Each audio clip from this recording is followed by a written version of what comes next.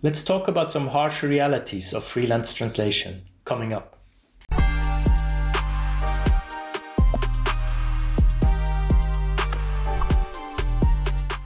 Hello and welcome back to the Freelanceverse. Thanks for coming back to the channel once again. Today I want to talk about the harsh realities of freelancing that I've learned over the years. If you're watching this video, maybe you stumbled across it on YouTube because you're doing research, because you want to start as a freelancer. And usually I promote very positive things on this channel, but I think it's important to also address the downsides of it, because especially when you're doing research, whether you should get into it or not, it's important to see both sides. So exactly for that reason, I compiled my top 10 list of things you should consider before you start freelancing that are harsh realities that will come into play once you start. Me, myself, I've been a freelance translator for the past 6 to 7 years, something like that. So I feel like I've learned all of these lessons myself, and I fought through it one way through the other. So let's get right into it. Number one, passion alone is not enough. That's really important, because if you want to get into this industry for the sole reason of just translating, just being creative and living your best life in a creative way, that's not the case, right? There's a lot coming with the decision to become a freelance translator. You will have to do marketing, you will have to do sales, negotiation, a lot of accountancy, a lot of learning about the industry, networking, etc. So if this is just your passion, you strictly want to translate, maybe it's not for you. Maybe you're better off if you get an in-house translation position where you can follow your passion and do what you actually want much more. If you go into freelancing, you have to live with the fact that maybe you do 60% of what you like. The rest is, well, hopefully you like everything, but if translating is your passion, then maybe 60% of that or 50 is what you will be doing. Second reality, lack of collaboration and isolation. You don't have a team. This is a huge point that you really need to consider, and it's very easy in the beginning to kind of, brush it aside, saying, I'm a lone wolf, I'm good with working in isolation, etc. I get in my zone and this is what I do, which can be easily true for a month, a year, 2 years.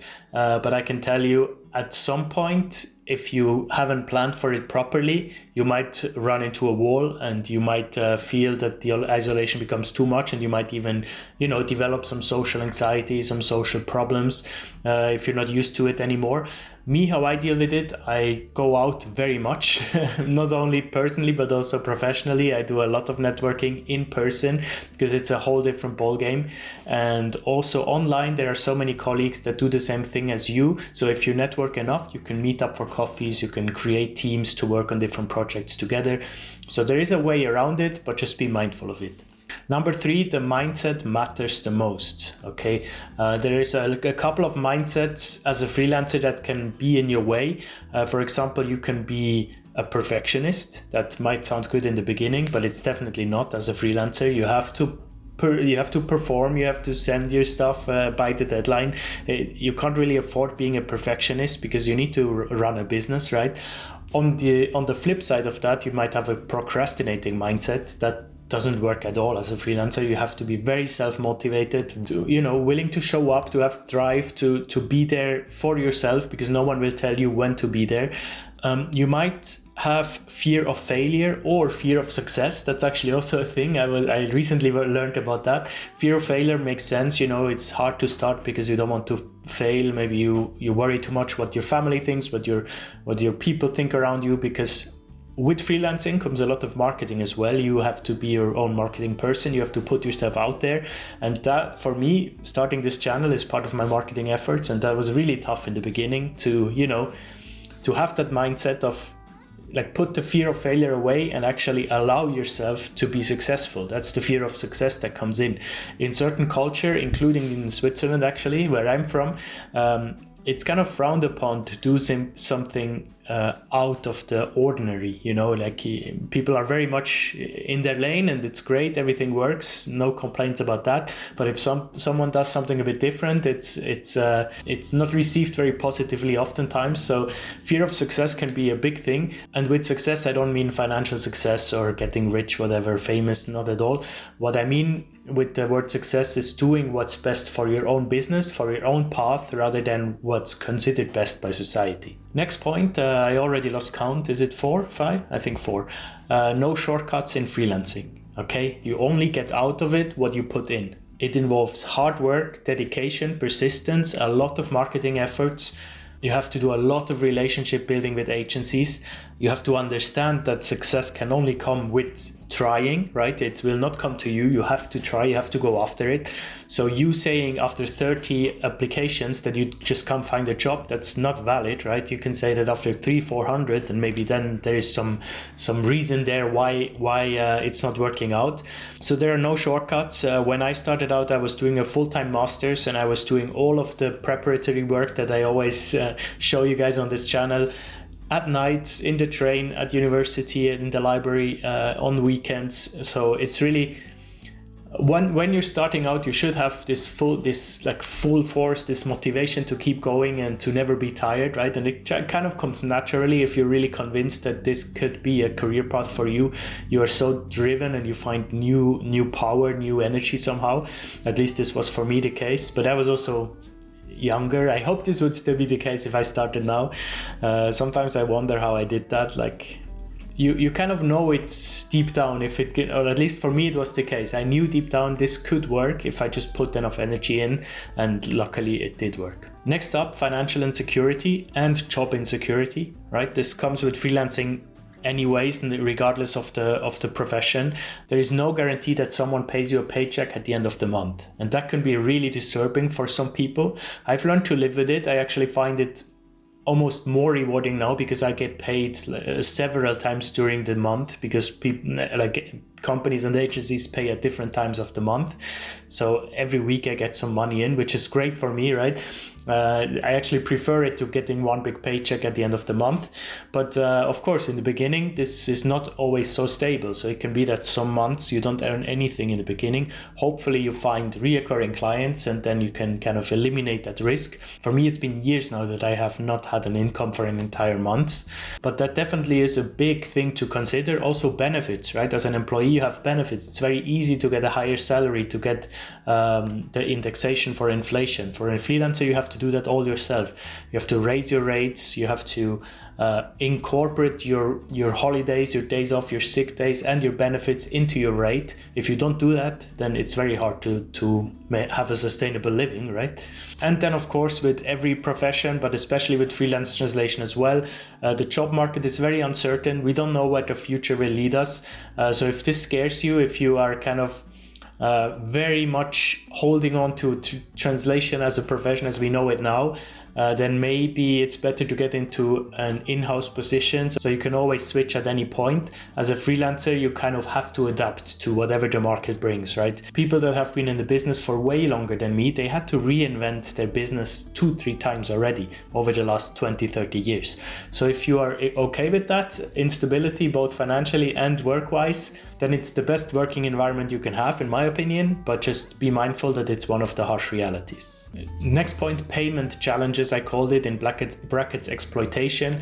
Unfortunately, exploitation, low rate cycles is a real thing in the industry, especially when you're just starting out. You might get caught in the low rate, hamster wheel. You really don't want to do that, but it can happen.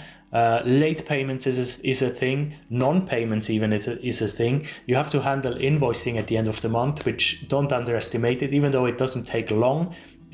For me, it's every month it's a hassle to actually do it without procrastinating it, which is a point further up.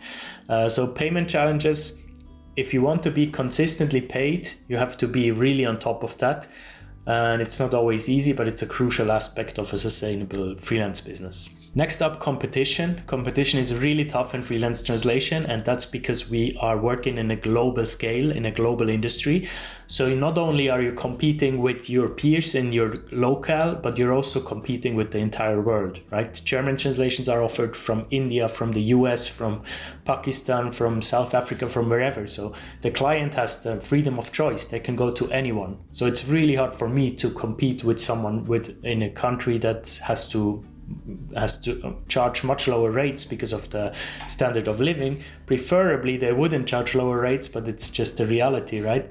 So standing out from this pool is very hard, and it takes a lot of marketing efforts, long-term collaboration, long-term networking efforts as well to stand out from this crowd.